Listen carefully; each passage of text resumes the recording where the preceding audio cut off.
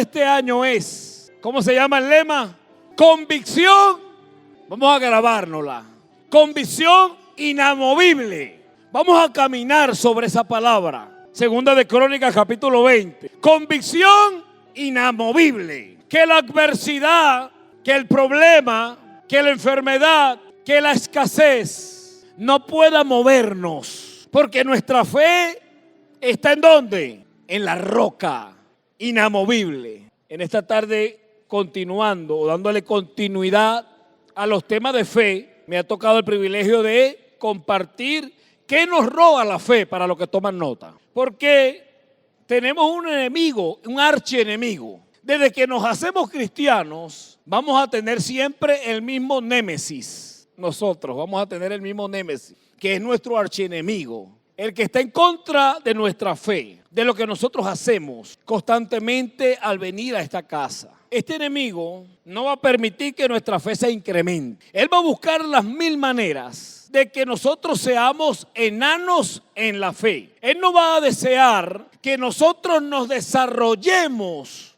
en nuestra fe. Y nuestra fe debe incrementarse. ¿Cuántos lo creen? Si usted está hoy acá es porque su fe se va a catapultar. Ay, agárrala allí. Hoy, este año, junto a mi esposa, yo he deseado que nuestra fe se catapulte y que lo que el enemigo quiso hacer en años pasados y quizás nos golpeó y tambaleó nuestra barca, este año no lo va a poder lograr. Porque nuestra fe está fundamentada en la roca, que es el Señor mismo. Hebreos 11:1. Vamos a ir a lo básico. El pastor Eduardo en la mañana hablaba de los tipos de fe.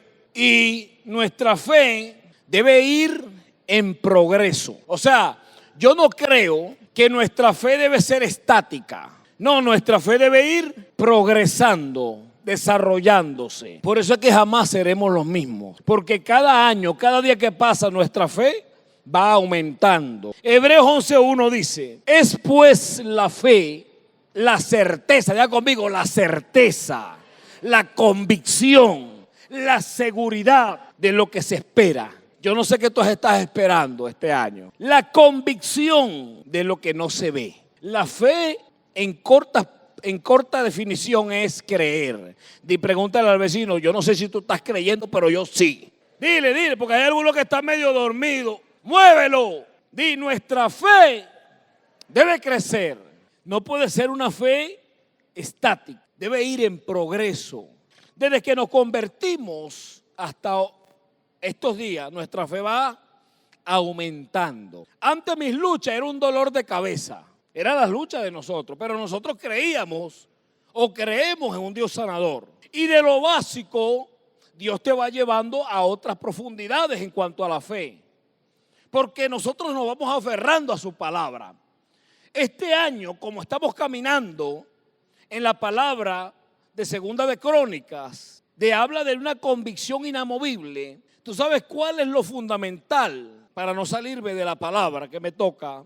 Es la Biblia. Porque mientras más leemos la Biblia,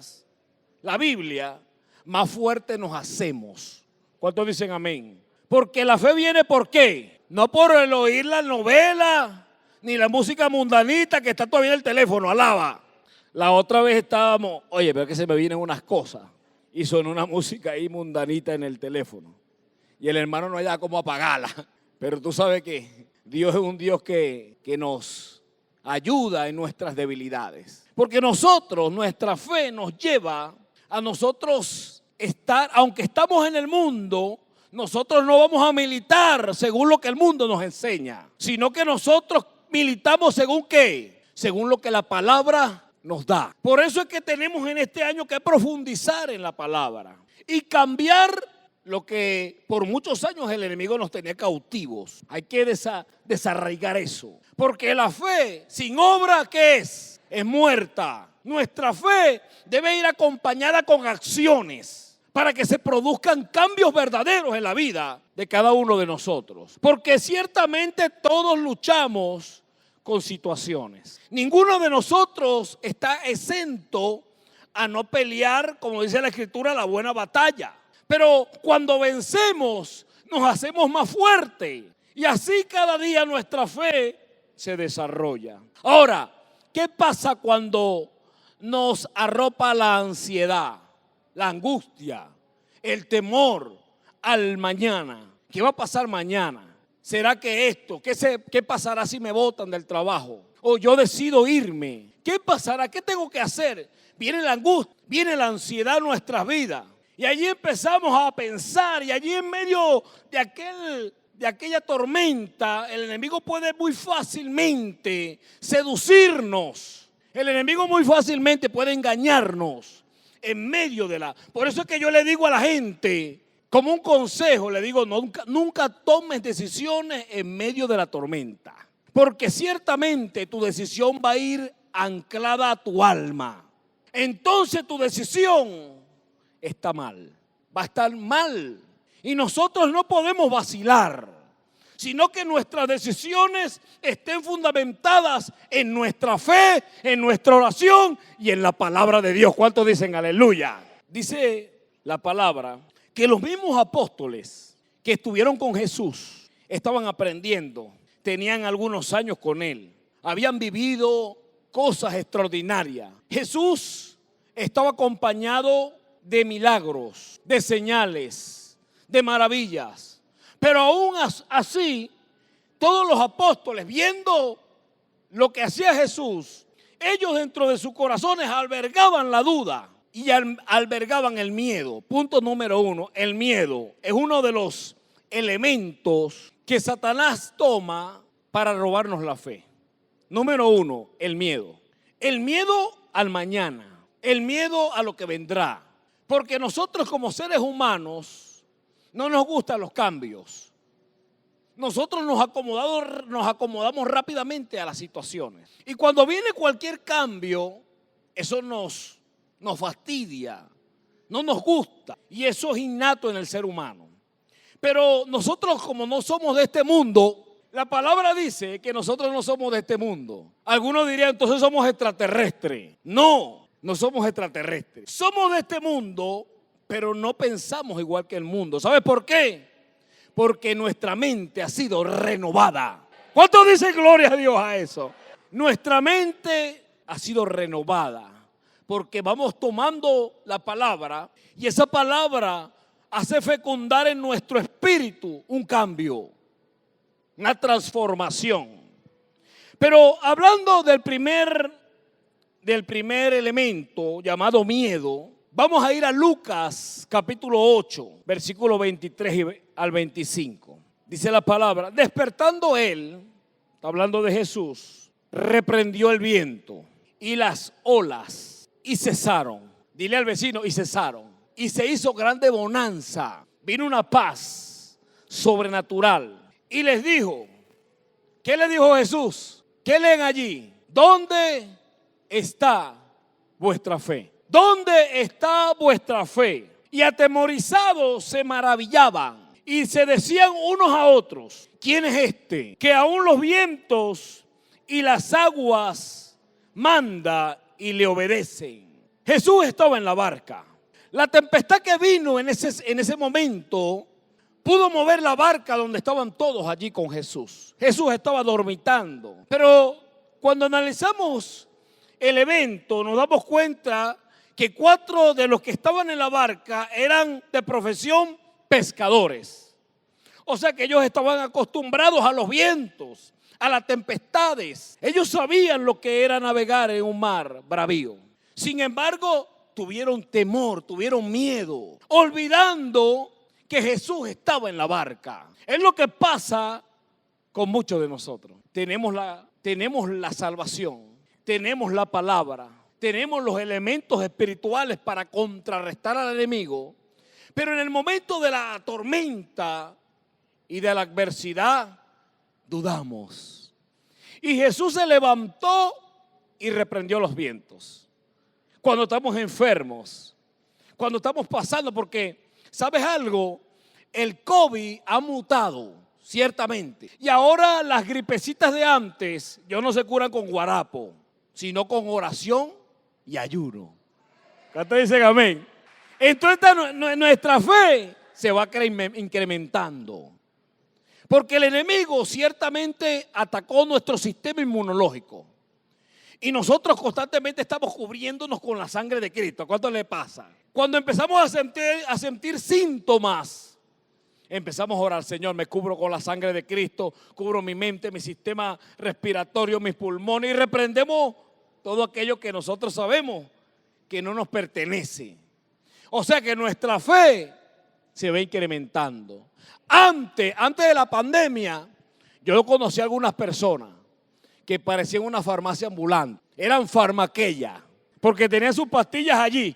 Ahora no, ahora nosotros no dependemos de la medicina, sino que nuestra fe se ha catapultado y ahora empezamos a orar cuando nos sentimos mal. ¿Cuántos dicen aleluya? Dile al vecino, nuestra fe debe crecer. El miedo, entonces, es uno de los elementos que nos lleva a paralizarnos, a dejar de creer, a que nuestra fe sea estática, se detenga nuestra fe. Nosotros somos una iglesia de avance. Somos una iglesia que estamos en diferentes lugares, sectores, instituciones. Siempre cuando vemos, ahí está el hermano allá. Porque somos una iglesia de guerra espiritual. ¿Cuántos lo creen? Y caminamos en una palabra. Y esa palabra nos ha llevado a desarrollarnos. Por eso es que nosotros creemos que en estos años nuestra labor como cristianos debe incrementarse, debe crecer. Jesús le dijo, Mateo 21:21, respondiendo Jesús le dijo: de cierto os digo que si tuviereis fe y no dudareis, no solo haréis esto de la higuera. Jesús había maldecido a la higuera y la higuera el otro día estaba seca. Ellos quedaron asombrados, pero Jesús le dijo: si tuvieras fe y no dudares, porque la duda es la contraposición de nuestra fe. En la teología hay una materia que se llama apologética, y la apologética se encarga de defender nuestra fe. Ahora, ¿qué pasa cuando los mismos apóstoles dudaban? Si Jesús hacía milagros, Jesús resucitaba muertos, Jesús limpiaba al leproso. ¿Por qué nuestra fe muchas veces se escasea? Jesús lo dijo: no solo harán estas cosas, si tuviereis fe y no dudareis, dice Jesús, no solo haréis esto de la higuera, sino que si a este monte le dijeres: quítate y échate en el mar, será hecho. El monte representa la adversidad que tienes delante de ti. El monte representa la enfermedad. El monte representa muchas veces casi que el divorcio en tu matrimonio. Ponle el nombre al monte de lo que estás atravesando. Pero Jesús le dijo: si tuvieres fe y no dudareis, no solamente te asombrarás por lo que pasó con la higuera, sino que les dirás al monte: quítate y será hecho. Nuestra fe debe ir incrementándose. Ahora, si representa entonces las tormentas en este año 2024, nosotros debemos tener los pies sobre la tierra, ¿sabes? Porque a veces yo escucho cristianos que viven de la declaración. ¿Cómo es eso? Yo estudiaba que no es lo que declares, porque muchas veces vivimos viendo que si tú lo declaras, así será. ¿No han escuchado eso? Pero si analizamos, eso no es así. No es por lo que declaremos, es por lo que obedezcamos. Porque cuando obedecemos, entonces la palabra y la promesa viene a tu vida. Porque yo pudiera declarar muchas cosas, pero mi vida cristiana no va consono a lo que es la Biblia. ¿Cuántos dicen amén? Yo pudiera declarar muchas cosas, pero si yo no camino en la palabra, nada de eso va a suceder. Yo tengo que caminar en la palabra, porque la palabra dice que la fe viene por el oír, y el oír la palabra de Dios. Entonces, cuando la gente no recibe nada a mitad de año, se frustra y dice: no, esa iglesia es mentirosa, esa iglesia habla mentira, porque me prometieron que yo iba a recibir esto o lo otro y no pasó nada. No, hay que enseñarle a la gente a que camine en la palabra, a que vivamos la palabra. Entonces lo demás viene como añadidura. ¿Cuánto da gloria a Dios? Aleluya. El miedo, entonces, es algo que tenemos que estar lidiando. Segunda de Timoteo 1:7. Segunda de Timoteo 1:7. Dice, porque no nos ha dado Dios espíritu de ¿qué? Dios no nos ha dado espíritu de cobardía, de miedo, dirían en el barrio, de culillo.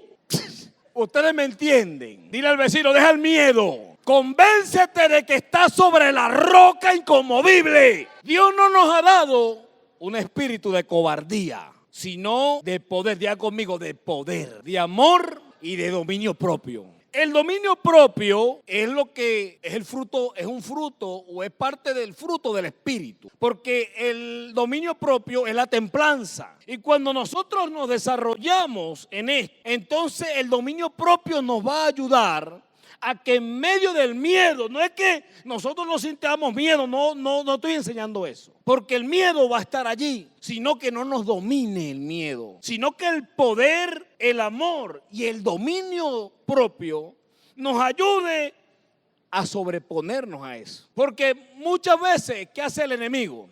Creando el miedo, apartarnos de la fe, alejarnos de la iglesia. No, pero ahora que yo soy cristiano, ahora es cuando más palo he llevado. Bueno, pero de eso se trata. ¿Qué dice la palabra? En este mundo tendréis aflicciones, pero no temáis, yo he vencido al mundo. Es que nosotros nos convirtamos también por medio de nuestra fe en vencedores también. ¿Quién dijo que iba a ser un jardín de rosa? Es más, ¿quién dijo que iba a ser fácil? Si Jesús lo dijo. Vamos a padecer, pero sintámonos orgullosos de que en medio del padecimiento nuestra fe no se ha quebrantado, sino que se consolida, porque nos aferramos a Él. En este año tenemos esta palabra maravillosa del lema convicción inamovible. Eso nos va a llevar a ser más fuertes, a sobreponernos a las tormentas, a las tempestades. Las lluvias no nos van a poder anegar, ni la calamidad nos podrá derrotar, sino que estaremos blindados en este año 2024, aferrados a esa palabra que Él nos dio. En Salmo 121, versículo 1 al 4 dice, alzaré mis ojos a los montes. ¿De dónde vendrá mi socorro? Mi socorro viene de Jehová, que hizo los cielos y la tierra. No dará tu pie al resbaladero, ni se dormirá el que te guarda. He aquí, no se adormecerá, ni dormirá el que guarda mi van. Dile, Dios está de nuestro lado. Pero a veces pareciera que el enemigo nos tiene allí, casi que nos tiran la toalla, para nosotros decir, paren la pelea. Pero cuando nuestra fe se incrementa, entonces nosotros vamos a pelear también la buena batalla de la fe. Entonces nuestro liderazgo empieza a crecer. Mira, cuando yo era parte del pueblo, hace algunos años, yo fui, ¿no? Porque nadie me conocía y yo venía a la iglesia si quería venir, si no quería no venía. Y estaba relajado. Pero yo le decía a Dios, Señor, yo quiero servirte. Señor, yo quiero servirte. Le decía yo a Dios. Cuando Dios me llamó al liderazgo, las cosas cambiaron. Entonces ya yo tenía que tener una disciplina, porque nosotros somos un ejército, ¿o no? Entonces ya era una disciplina, tenía que venir, tenía que acudir a las reuniones, tenía que hacerme fuerte. Entonces me llevó eso a buscar la palabra, a ayunar. Empecé a obligarme a hacer cosas para incrementar mi fe. Yo le estoy hablando de algo que yo tuve que luchar, yo tuve que lidiar, yo sé que usted también. Porque el mundo ciertamente me atraía y me mostraba cosas que yo anhelaba. Pero yo decía, si yo hago eso o hago aquello o sucumbo ante la tentación, yo le estoy diciendo a Dios que yo no le amo. Pero como yo decidí amarle, entonces yo luchaba contra eso. Y algunas veces caía, ¿sabes? Pero lo bueno de todo esto es que Dios siempre tenía un corazón para amarme como yo era. Y cuando me acercaba a Él, yo sentía su amor. De tal manera que yo decía, yo no quiero ofenderte más, sino que yo quiero ser más fuerte. Ayúdame a ser más fuerte. Y me hizo recordar el pasaje cuando uno de sus discípulos le dijo a Jesús, aumenta nuestra fe. Y todos lo hemos en algún momento de nuestras oraciones, le hemos dicho al Señor, aumentanos la fe. Porque estos son unos tiempos que estamos viviendo que son muy difíciles. Y veremos gente que claudicará ante la adversidad, ante la enfermedad, ante la problemática. Pero cuando nosotros venimos e iniciamos un nuevo periodo, entregándole todo a Dios, nuestras virtudes, nuestros defectos, entonces Dios conocerá qué va a entregarnos en este nuevo año